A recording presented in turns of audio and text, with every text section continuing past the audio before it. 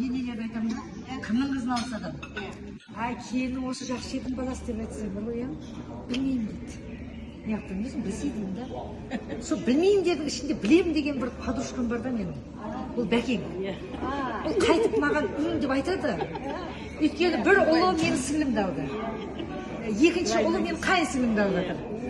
Бір жағы Қоңырат, Қоңыраттың әпшесімін ғой. Наймандар. Бір қызы келе жатыр. Удай ғой Наймандар, ойбай, қайын сіңлімді алып жатыр. Сонымен бақыт екеуміз мынандай болдық қой.